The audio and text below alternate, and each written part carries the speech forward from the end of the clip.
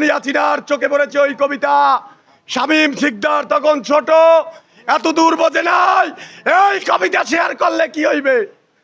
তখনকার কবিতাটা শেয়ার করছে দুয়ারে, ইনশাআল্লাহ সন্ধ্যায় শামীমের সুন্দরভাবে ধরে, শেরে বাংলা রোডে নিয়ে এক কঠিন বাটাম দিয়া শরণখোলার পুলিশের হাতে দিয়ে দিছে।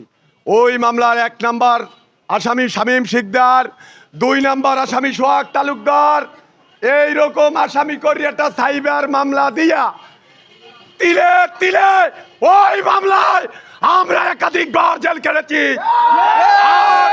এখন শামীমকে নিয়ে যারা ষড়যন্ত্র করছেন আপনারা জানেন না, আপনারা কারা ষড়যন্ত্র করেন আমরা জানি। আপনারা আমি ওই নেতাগণ নাম রাখছি রিমোট কন্ট্রোল। বিগত 17 বছর আওয়ামী লীগ রিমোট চাপছে, আমি এইরম এরম চলছেন, নাইলে শামীমের ডিবি পুলিশ একইয়া যৌথ বাহিনীতে ধরে না মেয়া। আপনারা ধরে নাই কেন? শামীমের বাসায় অভিযান করছে কেন? সোহাগের বাসায় অভিযান করছে কেন? রবিউলের বাসায় অভিযান করছে কেন? আমাদের মুখের ভিতর ওই সন্ত্রাসী পেটুয়া বাহিনীর ছাত্রলীগের পিস্তল টাগ্গার ভিতরে ঢুকাই দিয়েছে। আমরা রিমোট কন্ট্রোল। আস্তে আস্তে কথা কইবেন, শামীমের বিপদে হালানের দিনে যা করছেন আমরা বুঝি। এই শামীম আপনারা বাংলায় কন কদু গাছের মতন কেবির আল্লাহ দেললে। এই শামীম কোথায় যাবে, কি করবে? ওনাদের একটু চুলকনি অ্যালার্জি বাড়িয়ে গেলে যে শামীমের ধরো, নাইলে শামীম কিন্তু বাগেরহাটের নেতা হইয়ে গেলে বুঝলা। এই শামীমকে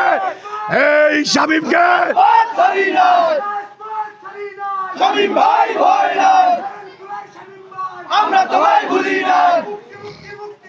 শামীম ভাইয়ের মুক্তি চাই, মুক্তি মুক্তি মুক্তি চাই। এই শামীম শরণখোলায় বেশি আসে নাই। এই শামীমের পরিচয়টা আমি একটু দিয়ে এই বক্তব্য শেষ করব। প্রিয় ছাত্র দলের ভাইরা, এই শামীম শিকদারের দাদা 1971 সালে মুক্তিযোদ্ধাকালীন কমান্ডার। শামীমের বাবা হালিম শিকদার, ওগো বাড়ি গাবতলা সাতখালি, 22 শরণখোলার ছেলে ভাই। और দক্ষতায় ওই তামাই ধরছে, আর এইভাবে মিথ্যা অপবাদ দিয়ে আপনারা শামীমের ক্ষতি করতে পারবেন না। যৌথ বাহিনীর যে অভিযান এটা পরিকল্পিত, তারা গেছে শামীমের পাইছে। আসলে ওরা কি তদন্ত করে যৌথ বাহিনী দেখবে, শামীম নির্দোষ প্রমাণ হলে শামীমের নিঃশর্তের মুক্তির দাবিতে আমরা এগুলো করেছি। আর যদি শামীমকে মুক্তি দেওয়া না হয়, শরণখোলা উপজেলা ছাত্র দল ও সকল অঙ্গ সংগঠন শরণখোলা থানাকে শামীম শিকদারের জন্য আপনারা বিগত দিনে শামীমের ইতিহাস জানেন, শামীম কোন ধরনের মানুষ। শামীম আজকের এতদূর পর্যায়ে গিয়েছে কোনো নেতার আশীর্বাদে নয়। শামীম আজকের ছাত্র দলের সদস্য সচিব ছিল নিজের যোগ্যতায়। আজকের বিগত বছর অনেক নেতাদের চাকরি বাকরির পরে এসে অ্যাটেন্ড করছে, কিন্তু এই ছাত্র দলের সাথে শামীমই জড়িত ছিল। আমরা একাধিকবার একসাথে জেল খেটেছি, একসাথে পলাইছি, একসাথে আড্ডা দিয়েছি। তাই শামীম এই ধরনের কোনো কাজে লিপ্ত থাকতে পারে কিনা আমরা খুব ভালো করেই জানি। আপনারা একটা জিনিস পরিষ্কার করে ভাবলেই বোঝা যায়, রাত্রে ঘটনা ঘটেছে, রাত্রেই সেন্ট্রাল ছাত্র দলের কাছে নিউজ চলে গেছে এবং সেন্ট্রালের কাগজে সিগনেচার সকাল 8টার ভিতরে।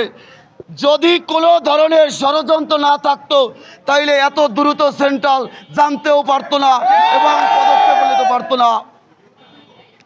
আজকের আমরা কোনো রাজনৈতিকভাবে শামীমের জন্য উপস্থিত হই নাই। আমরা শামীমের ব্যক্তিগত ভালোবাসা এবং তার চারিত্রিক বৈশিষ্ট্যের উপরে বিবেচনা করে আমরা বিক্ষোভ মিছিল ও পথসভা আয়োজন করেছি। আপনারা জানেন, অল্প কিছুদিন আগে আমাদের জেলা ছাত্র দলের কমিটি বিলুপ্ত হয়েছে। শামীম অক্লান্ত পরিশ্রমের মাধ্যমে সারা বাগেরহাট বললেও ভুল হবে, সে পরিচিতি লাভ করেছে। এমনকি বাগেরহাট জেলা বিএনপির সাবেক সফল সভাপতি এম এ সালাম সাহেব, তিনি একক জেলা ছাত্রদলের কমিটিতে তার নাম প্রস্তাব করেছে। এই সব কারণেই আজকে শামীমের এই দুর্ঘটনা ঘটেছে। আর যারা দুর্ঘটনা ঘটিয়েছেন আপনারা ভেবে দেখেন যে আপনারা কি করেছেন। সত্য কোনোদিন চাপা থাকে না। আজকের যদি শামীম জড়িত থাকতো ফেসবুকে হাজার হাজার পোস্ট হতো না। আজকের যদি শামীম জড়িত থাকতো তাহলে এই ছাত্র সমাজ রাজপথে ঝাঁপিয়ে পড়তো না। আমরা সেন্ট্রালের কাছে আকুল আবেদন, এই বিষয়টি আপনারা ভালোভাবে খুঁজিয়ে দেখুন। যদি শামীম জড়িত থাকে তাইলে আমাদের কোনো আপত্তি নাই, আমরা মেনে নেব। ষড়যন্ত্র করে এখন পর্যন্ত কেউ এই বাংলাদেশে সফল হতে পারেনি এবং ভবিষ্যতেও কেউ সফল হতে পারবে না।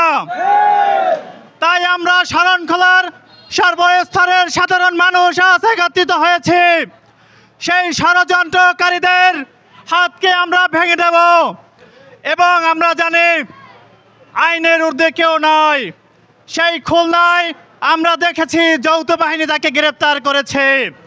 আমি আইনকে বলতে চাই, শামীম যদি দোষী হয় তাইলে শামীমের আমরা সর্বোচ্চ শাস্তি চাই। আমরা জানি যে শামীম ভাই মাদককে না বলে আমাদেরকে সব সময় সৎ পরামর্শ দিয়েছেন, সব সময় গ্যাঞ্জাম থেকে দূরে থাকতে বলেছেন, সব সময় বলেছেন যে যেন কোনো ধরনের গ্যাঞ্জাম বা অপ্রীতিকর যেন কোনো ধরনের কোনোই না হয়। সেই শামীম ভাই খুলনায় অবস্থানরত করে তার নামে যে মিথ্যা হয়রানি করা হয়েছে, তাকে যে মিথ্যা ষড়যন্ত্রমূলক মামলায় জেলে প্রেরণ করা হয়েছে, আমরা শরণখোলা উপজেলা ছাত্রদল তার তীব্র নিন্দা জানাই এবং অবিলম্বে তার মুক্তি চাই।